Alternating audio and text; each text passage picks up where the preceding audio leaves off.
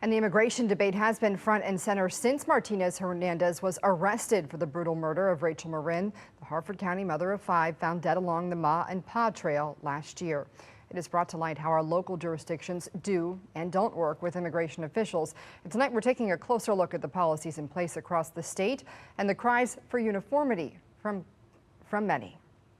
Rachel Morin's death struck a chord across the country, and now cries for change are growing louder since the arrest of her alleged killer, Victor Martinez Hernandez, an undocumented immigrant from El Salvador. We're constantly reminded of Rachel, and it just makes you feel so sad because there's such a hole in our family. The mother of 5's death has brought to light the patchwork of immigration policies across the state.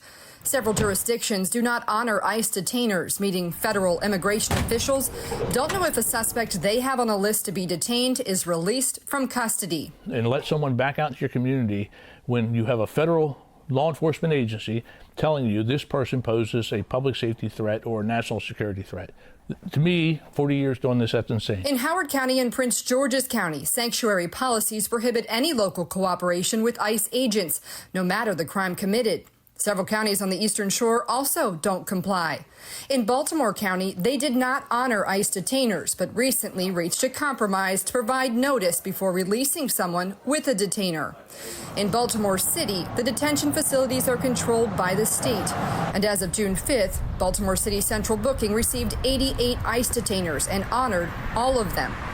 Harford County is one of 3 counties in the state that participate with ICE through the 287G partnership, which authorizes ICE to delegate state and local law enforcement officers the authority to perform specified immigration officer functions. There has to be uniformity. Calls for consistency. Several jurisdictions have made the decision not to notify them, and it's just outrageous and unacceptable. It's one of the worst things I've ever seen.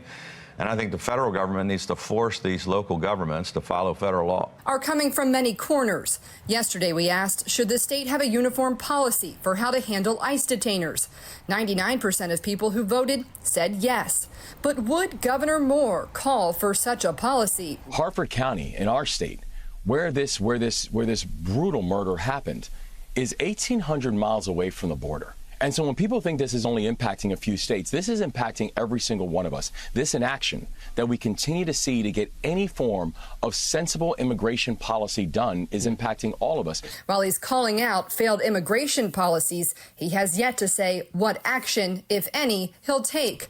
We asked his office again today, does Governor Moore believe there needs to be a statewide policy for how jurisdictions handle ICE detainers? Meanwhile, the Joint Republican Caucus sent a letter calling on Moore to implement statewide policies and urge Democrats in the General Assembly to repeal certain immigration-related policies on the books. Well, we did not get an answer from the governor's office on if he believes there should be a statewide policy. I'm Mary Bubala. Thank you for watching. Here's another video for you to watch. Also take some time to subscribe to our YouTube channel.